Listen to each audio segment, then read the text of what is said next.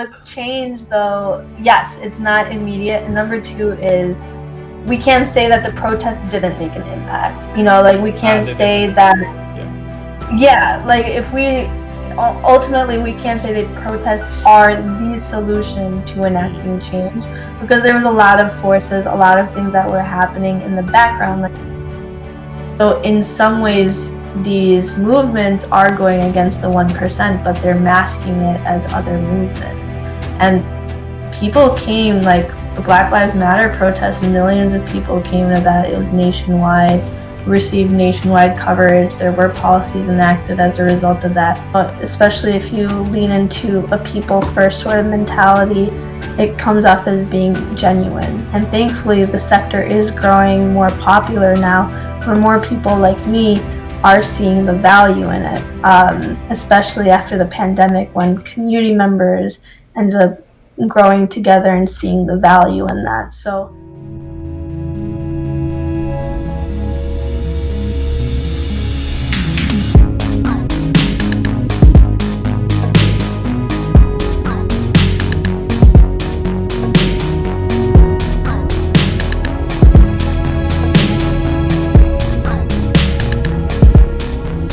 Welcome back to the Creekcast, everybody. Today, once again, another guest. We're on form right now.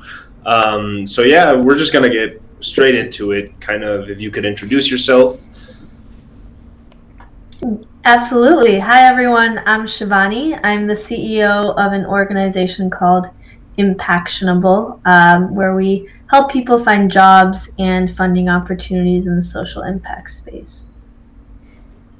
Okay, great. Yeah. And first off, it's a great pleasure having you in. Just having more guests and more perspectives is always good. We're glad for you to take your time to be here. So it's just thankful for you to be here. And we can start off with one of our questions that we had prepared for you for when you came in here. And we just wanted to ask, what does change mean to you?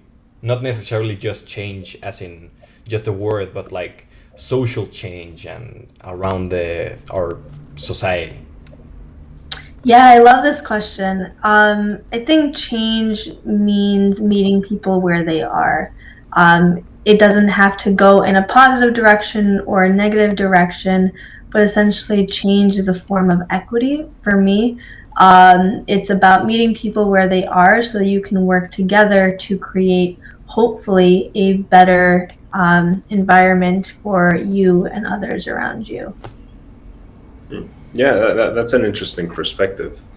I don't think I've heard something quite like that necessarily. I don't know. What about you, Huerta? I mean, I agree. Like, change doesn't necessarily have to be good. It's mostly and more, just all throughout life, change most will be bad, honestly. Especially nowadays. I'm not saying that change in it of itself is bad, but nowadays we see more bad change than good, I would say. I mean, if anyone has a different opinion, please just say it, because from what I've seen all throughout, with the whole overloading media and stuff, is just most stuff is just plain negative. There's very few positive changes, but I've definitely seen them. But I don't know. It's just a complicated topic. I don't know. I mean, I guess I get what you're saying, but I also feel like as it's very common when we look at change and like situations, that the negative usually is popping up, and it's the louder thing than the positive. I mean, I think through this podcast, for example, we've gotten to meet a lot of people who are kind of that voice of positive change, and it's not necessarily people you'd really hear in the news, for example, or organizations that are constantly coming up. But I mean, we've seen a lot of it, and I think that's changed my perspective in a way where I think there is kind of a balance between the good news and the bad news. It's just who receives more attention in that sense. Mm-hmm. Yeah, I agree with that. I think the negative news ends up speaking or shouting louder because it adheres to a biological function that, the fight or flight response and how we react to facts and how news is presented to us. So if we were to say all the positive news all the time, then we will be living in a different world with a different mindset compared to what may actually be going on in the system around us. So there are a lot of changes that we do need to see around us. It's just, I guess it just sort of depends on how it's presented to us and how it can spur us to action the most. And unfortunately, negative news tends to do that for us. Yeah. Well, yeah, I mean, I guess that negative news stick with you the longest because, well, bad things are worrying. But I don't know if there's really a balance between. I mean, that maybe that you can intake, but overall, not necessarily like mainstream news. Like just bad things happening or bad change. I think it's more prevalent in our world more than good change. More specifically, because we tend to box off what good means to us. Yeah. And yeah, it's just not necessarily good news to us, but maybe to others.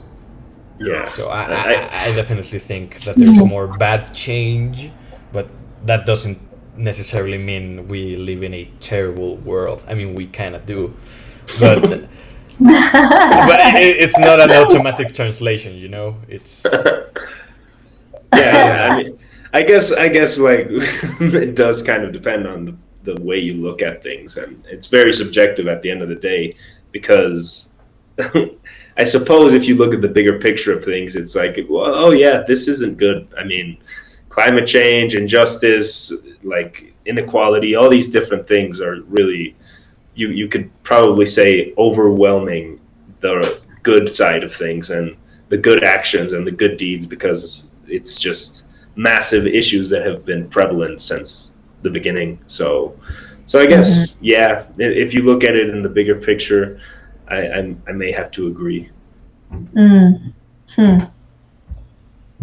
I don't know which way because the thing is a part of one of our products is innovation news, where we just share positive stories about the amazing things people are doing around the world. And the reason why we have that is to spark hope and creativity and get people to utilize it as a resource for their own ideas and their own communities. But, I mean, not but, and at the same time, what we actually found sparks greater action is leaning into anger in what you see in the society around you. Saying, oh, these are people are amazing, let's aspire to be them. That may not be as effective as, sharing the facts about climate change. By 2050, our fresh water supply will reduce by 1/3. Having that sort of scare tactic is an effective way of being like, oh no, I gotta conserve water now, or I gotta think about what I have to eat. So whatever spurs people to action the best, what we've seen is anger sometimes helps with that, sometimes inspiration does. But to each their own. I mean, it's kind of sad because like such negative emotions are the ones that are most active. Yeah. Like, if you're just happy with something, then you're most likely to not do anything because you don't feel discomfort. And if you feel discomfort, you will actively seek out a way to try and change that discomfort. And that comes with anger and fear. So that's why fear tactics and fear mongering are so effective. Like, it doesn't even matter what kind of topic it is. Even if you go way back with the Red Scare, like people were actively looking for communists because they were scared, and if they were happy and content with how their country was, they wouldn't have done that because they aren't in a state of discomfort. Mhm. So I don't know if it would be morally correct to use fear mongering to push people to be more active about climate change, because, well, I mean, climate change so far is it should be the number one priority so far, because, well, it's dying. And like everything else, like, eventually gets resolved. It doesn't have a set amount of time before it dies, but the planet is on a clock, so it's the thing that needs the most attention. But people aren't well, definitely, like, if I've seen something throughout this podcast, is that a lot of people are working to a better planet in general. Like, it doesn't matter if it's either environmentally or socially. There's a lot of people working together to do that. Yeah. But there's not enough people, I would say.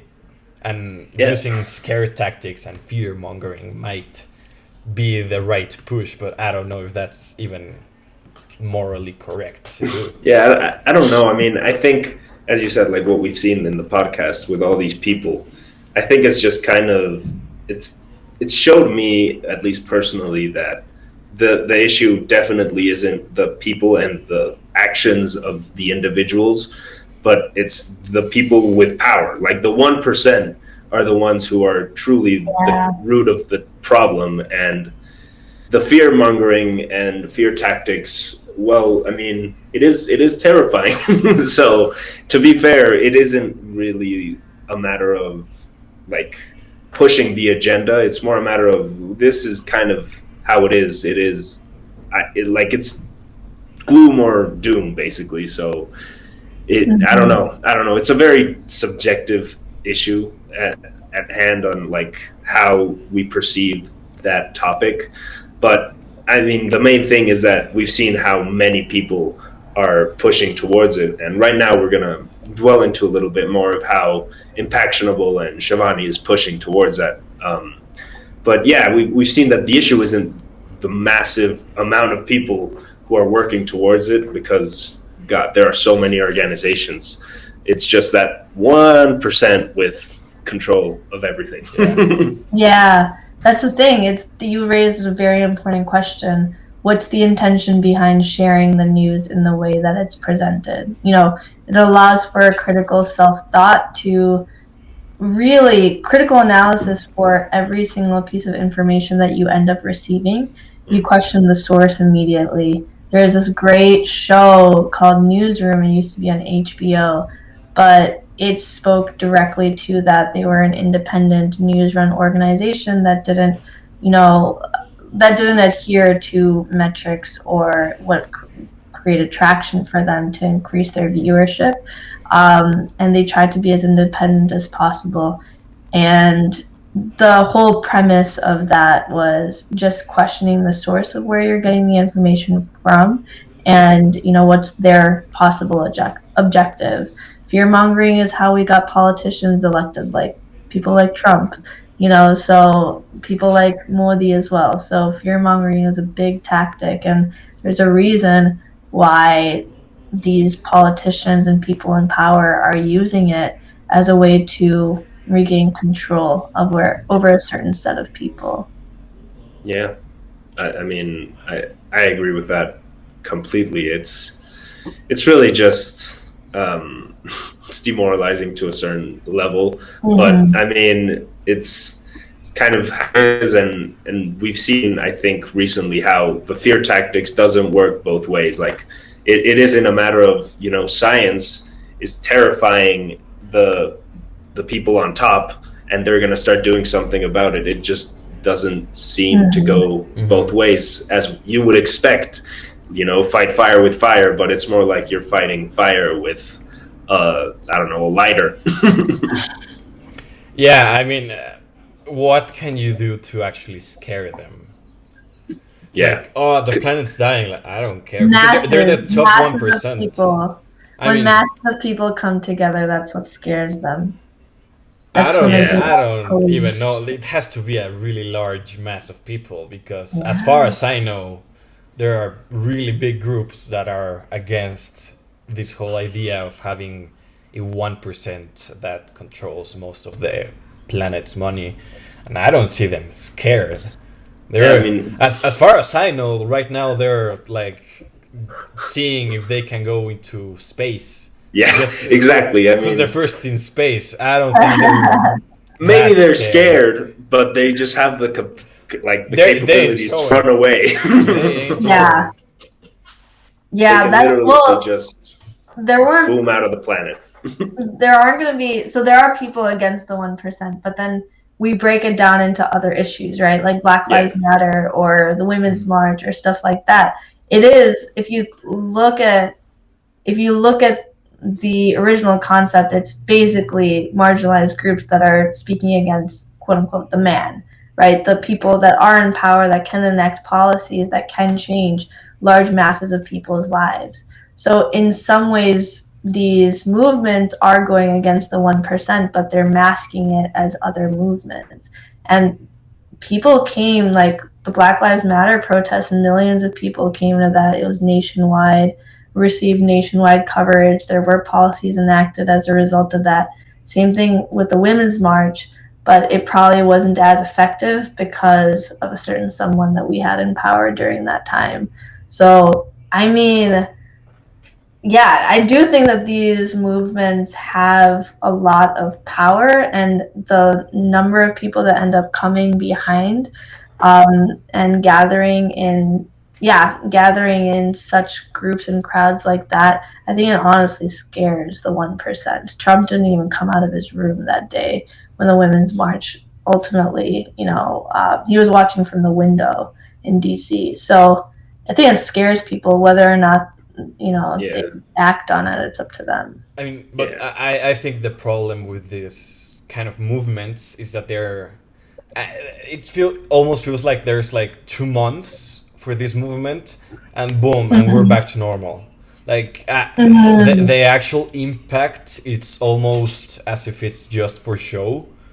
Like we're like terribly mad about this subject. Change it now, and they're like, okay, we'll change, and then the whole movement dies down a little bit, and we're back to normal. Like nothing changed. Yeah. I think the biggest change that we've seen so far is the president of the U.S. is not the same anymore, and that it was not a systematical change. Like it was meant to be almost. It's like just like people realize, oh, we have to vote, and they voted, and now there's a different president in office. It's not that the whole march or protest actually change things, or We don't know that. Maybe it did. yeah. Maybe it did, but we can't see it, and that's a problem. It's not that clear, and people don't pay attention to. Oh, give me a sec. Okay, and people don't pay attention to like the small details and small changes. They pay attention to the biggest ones they are. Like if we say abolish police, there's no police or there was no change, and that's what people see. I think it's more a matter of what happens kind of in the fabric of the people and like the core of society in a way, not so much like legislation or like the political and governmental side of things, because that, I mean, you need years and years for the process to actually work. We saw it with the whole George Floyd and Derek Chauvin process. Like, it's ridiculous how easy it is for something like crime to be committed and people to take a whole year for it to actually come into place and get the consequences, which might not even be the proper consequences. But I think the movements, more than anything, kind of prove the power that people have to unite, and that leaves an impact on kind of the image that people see within and like between themselves as well as their community, and how much they can really achieve together as coming together and really voicing themselves. And I mean, at some point, you got to question if all this unity from these communities and like whole nations is enough to really push these leaders and people in control to the edge where they're like, I mean, it's me against the world.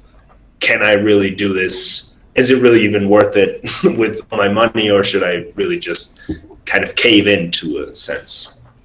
I mean, I think you hit a really important point there. Is that change takes time. It's not an overnight thing. It's not that we're going to protest like 2 weeks and then we're going to change systematically how the entire America works. It's not like that. It's a slow and steady process. And I think that's the main issue with just movements in general. Because people are people. They get tired. They can't do this like every single day. So they last like, I'll be generous and say like 6 months at most. And then it starts to die down. And that's nowhere near enough to make tangible change. And people like get demoralized because of that. It's like, oh, we protested like 6 months and I don't see immediate change. Like, this isn't working. And it's just that we don't get to see how it actually affected the system in general. So it's just, it's either a matter of being patient and trying to see how the entire movement played out, or it was for nothing and nothing changed and everything sucks. So it's a doom and gloom kind of scenario. But I have faith in that. You sound very faithful. Yeah, you These last 20 minutes, you've just been like, I mean, there's like no hope, all the bad news. I think that I was coming around to that, I swear. I do have to say that with change, though, yes, it's not immediate. And number two is, we can't say that the protest didn't make an impact. Like, we can't say that. Yeah, like, if we ultimately, we can't say that protests are the solution to enacting change, because there was a lot of forces, a lot of things that were happening in the background. Like, people were investing in getting people out of jail, or there were people that were donating to nonprofits that could offer supplies and organize in the community around the protests. Or there was a lot of forces that came before, during, and after an event like that were able to have resources as a result of the protests, and they're able to help their community in smaller ways after the protest was over as well. So I would have to say that protests and the coming together of people is actually a very positive result. And, like you said, change may not be immediate, but there are a lot of different connections and results that can happen as a result of people coming together in the first place. Some things that we may not see immediately, but I think protest is a way for us to get the results that we're looking for. Whether it's not the result or the way, I think it's just one of the ways that we can see true change. Yeah, I mean, I was eventually going to come around to that. I swear. But I mean, in the end of the day, hypothetically, even if it didn't make a difference and it didn't, I'd say that hypothetically, okay, even if it didn't even matter, I think it's a good fight to even lose. I think it's worth it. Like, it's not like a trivial topic. It's not like you're losing in a sport. Like, there's so much at stake that I think, even if it's tangibly impossible to actually accomplish, it's a good fight to lose. Even if it's a not statement. The case. Yeah. It's we're here and we're fighting. Even if you don't do it in the most morally correct way, it's still a statement. Like either way. It's better to try and fail than not to try. Yeah. I mean, it's gonna like things like those go down in history books, and they aren't to be forgotten. At the end of the day, they're big statements, and I think kind of what I was trying to lean into in the past statement was that the personal impact that it has on people is massive as well. And obviously, when we look at the big scale, we might kind of look over that and kind of the experience that people get from going to protests. And if you think of George Floyd's family, for example, and what it means to them that, you know what, like he didn't die in vain. There was something that happened. All these people came together, and it's really a personal demonstration, I think, and it leaves a mark on people, which kind of, as a question to you, Shivani, I was curious to see of any stories or people that you have met through Impactionable or working in Impactionable that have coincidentally left an impact on you. Yeah, thank you.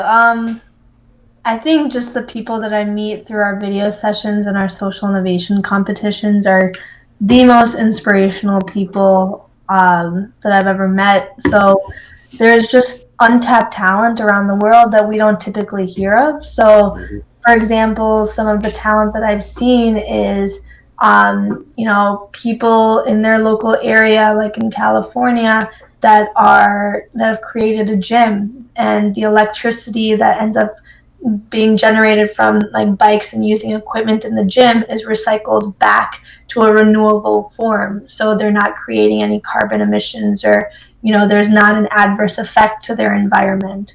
Or there's people that have made simpler inventions, like our winner in Sierra Leone.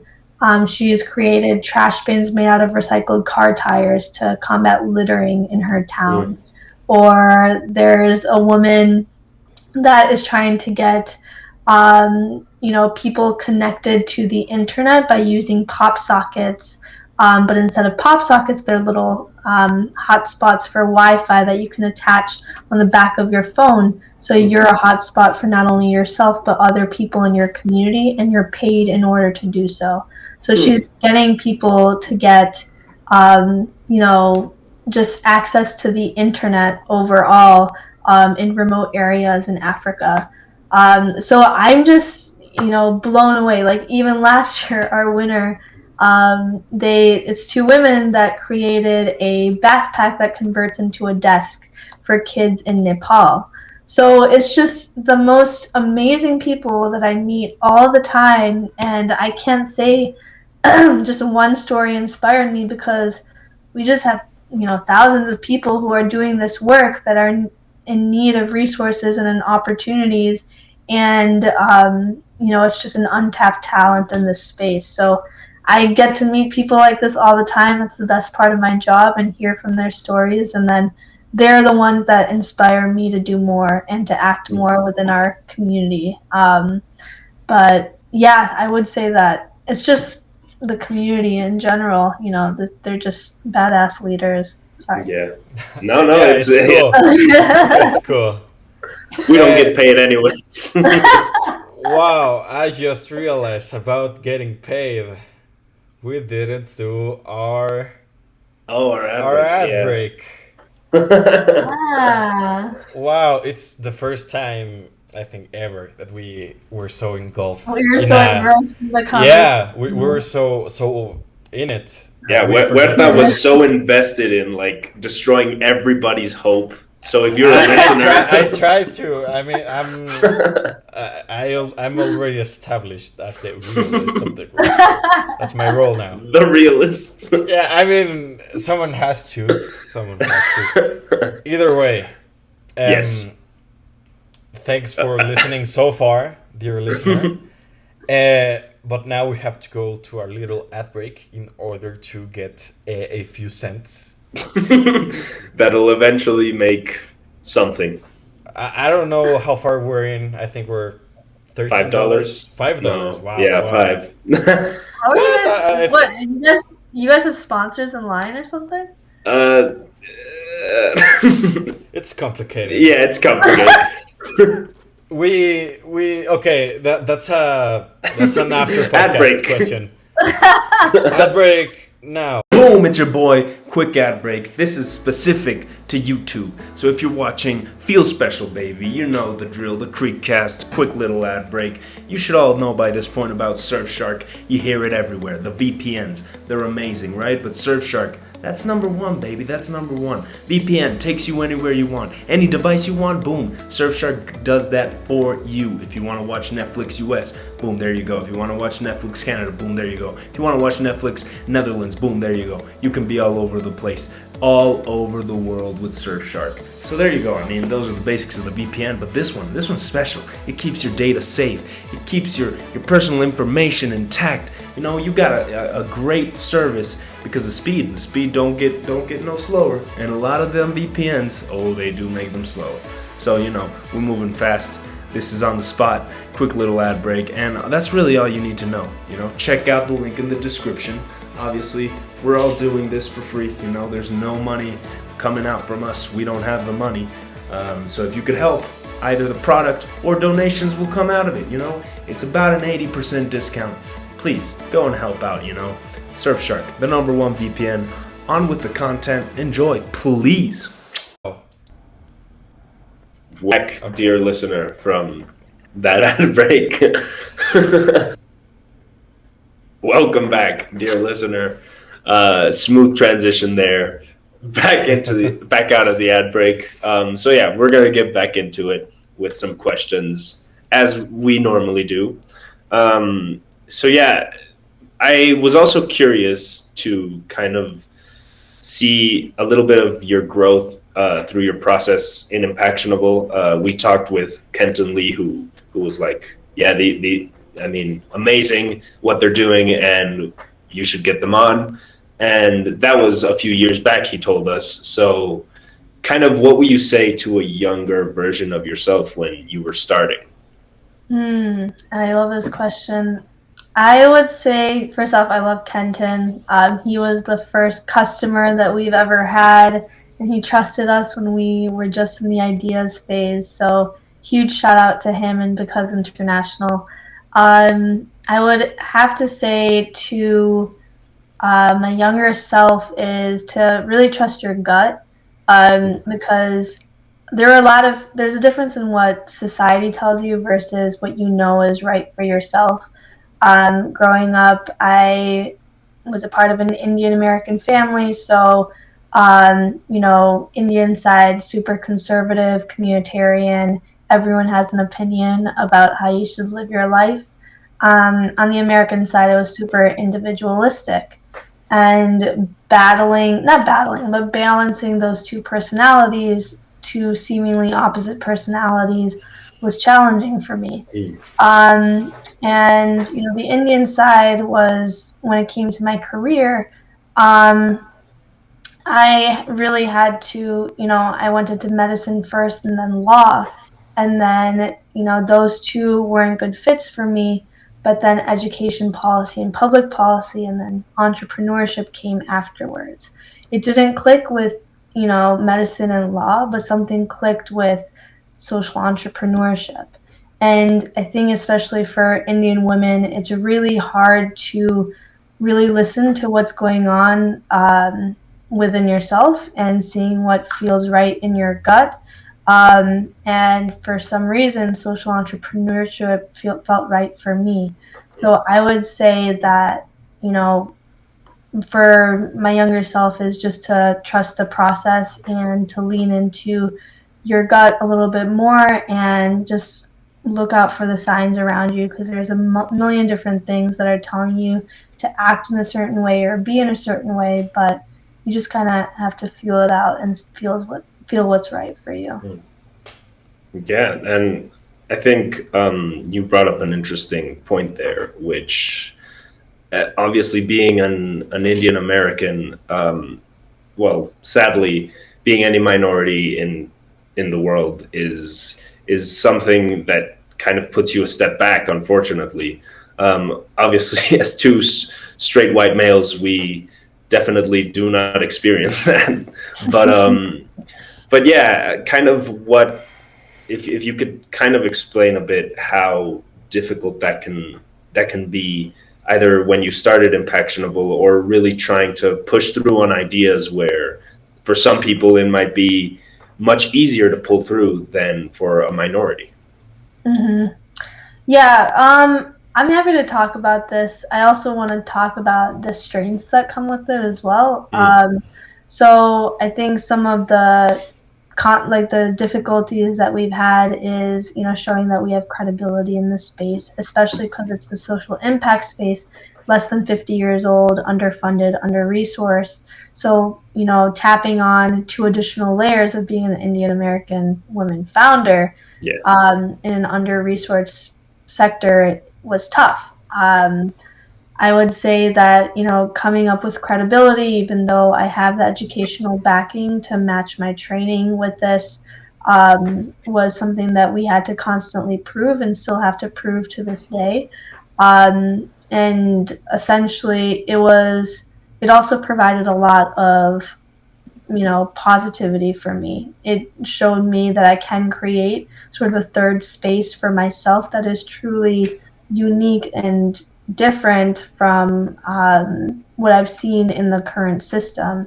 It allows me to pull from my culture in both American and Indian culture to apply it to my business in ways that I didn't think was possible. For instance, something for me is that I'm a very spiritual person, and I think that it comes from my Indian upbringing, but applying spirituality to something that is as profit oriented as creating a business, you would think that those two are very opposing ideologies. And in my mind, I don't think it has to be. So I'm always drawing from my culture, my other cultures, and applying it to my business because it's a huge part of who I am.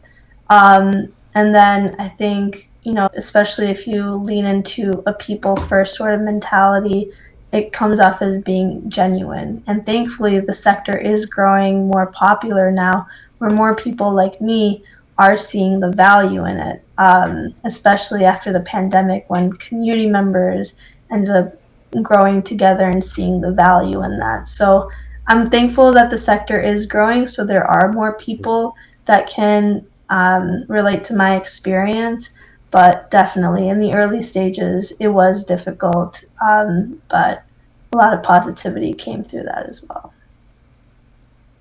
Yeah, I mean, I think it's kind of, I mean, I think it's a very, not only a noble cause, which is what we see a lot when we're dealing with social organizations who are fighting for change, basically.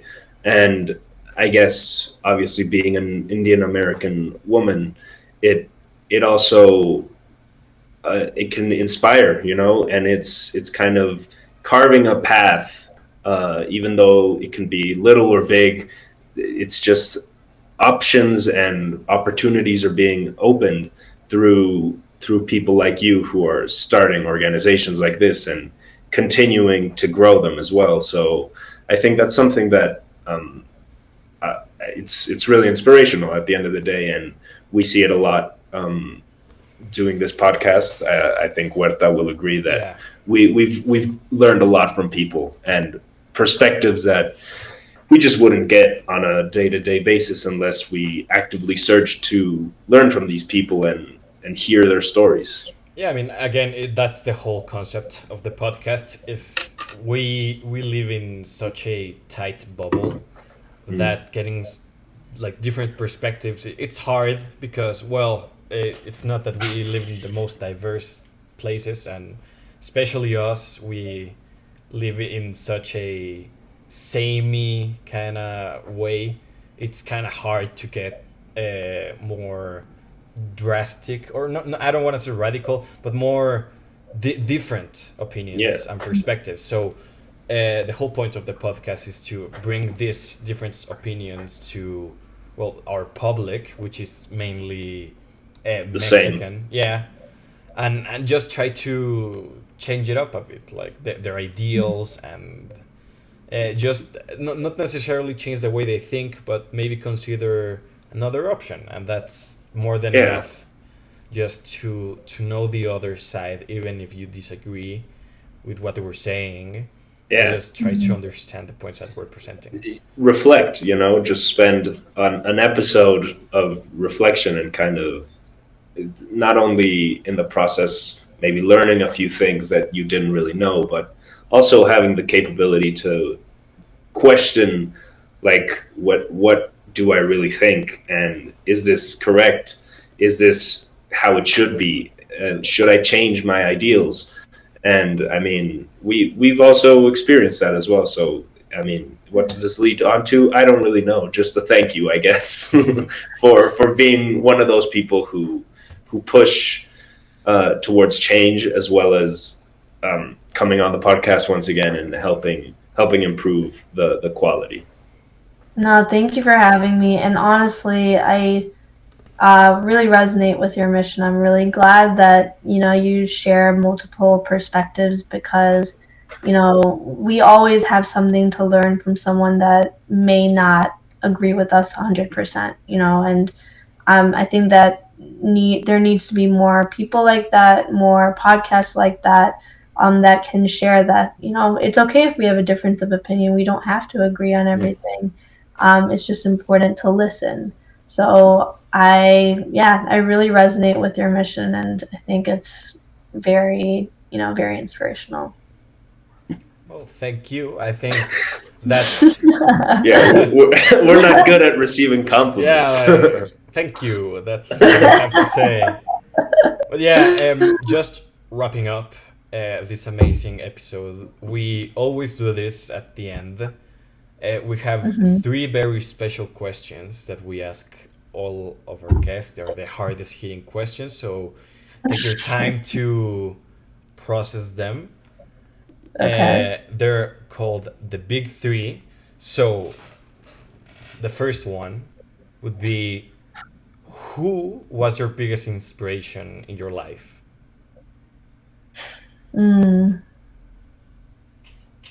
Well, this is a little cheesy, but my mom is definitely one. And then I would say that my grandpa is another. He's created a school in Degam, India 50 years ago, and he was the one that introduced me to a life and social impact. So he's definitely another. And then, just in terms of inspirational leaders, I would have to say, Muhammad Yunus is a big one. Indra Nui is another one. Bill Drayton. And then mindset-wise, I would say Kobe Bryant is a big one for me as well. And Irfan Khan. So I think, like, for each sort of area that I look for different people. But I would say that that's my list. So, look at that. Second time we get Kobe. Really? Yeah. Actually. But we are the ones that are looking for those kind of answers, especially the ones that are more family wise, because I think, I personally think they're the more genuine of the bunch, because people tend to just shy away from giving praise to their family. So it's really nice to see people caring so much. Those are the good answers, I mean, we've said that to every single answer, but those are the good answers. We love them. We love them. So next one is kind of, whether it be short term or long term, any way you want to look at it, are 3 future goals in either your work or your personal life, any shape or form. 3 goals. So number 1 is, with our mission at Impactionable, just getting talented people the resources that they need to move forward. Just seeing the social impact space completely change and be taken more seriously and not an afterthought is something I'm very passionate about. Number 2, I would say quitting my day job and being able to work on Impactionable full time. And then maybe something maybe something long term. The third one is to see how far we can take the talent pool that we have, and creating in-person hubs and meetups, and conferences for people in this space, and in a way that's equitable. You don't have to pay like $1,000 to go to a conference. Make it free for some people. So I don't know. I think that those three are what's on the pipeline now, but goals are always subject to change. Good goals. I mean, yeah, God, brain freeze. Sometimes during this podcast, the people that you've mentioned, it's really made me interested in going in and getting some of those people on the podcast. I think it's a great way. This is something that I always get, like every episode we get, it's just like, oh, look at that person is also connected to this person, and it's amazing because it just widens more possibilities. But yeah, great goals. So once again, we'll have you back on the podcast once you have fulfilled them. Okay. Boom, there you go. Happy to be back with hopefully some good news. Yeah, maybe by that point Huerta isn't as negative. I don't think so, but we can try. We'll see. And finally, the last question of the big three and of this beautiful episode, we wanted to ask you, what mark do you want to leave in this world? Well, number one, whatever, I would say with the next generation, if they end up becoming more empathetic towards others and their community, then this generation has done its part.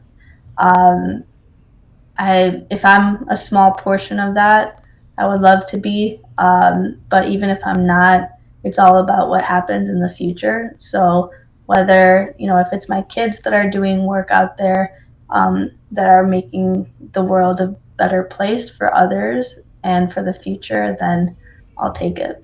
So I think it's less about me and more about what I hope to see in the future. We always now in hindsight we invite certain types of people to the podcast, like people who want to make change, and usually when we ask that question to other activists, we end up with an answer that is less to yourself, like, oh, I want to be like super strong and like be remembered as the best person to ever live. It's more about I want to affect my community in a positive way. Yeah, I think it's pretty rad.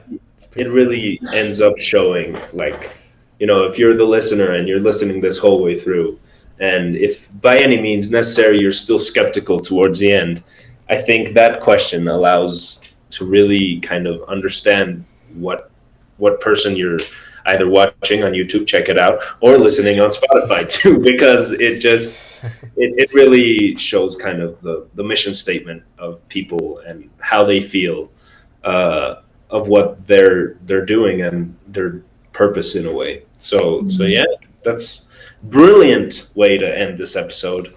Really enjoyed it. Really great conversation. Yeah. Thank you. It was great talking to you guys. It was very entertaining. Well, we hope our listeners agree with you. Yeah, the numbers don't say so. You'll get there. Patience. What did we talk about? Change is slow. Change is slow. So, well, thanks so much for being here. It's been a pleasure. Thank you, listener, for sticking around so long. Remember, follow us in our Instagram, YouTube, and Twitter. Follow Shivani and Impactionable as well. Go check them out.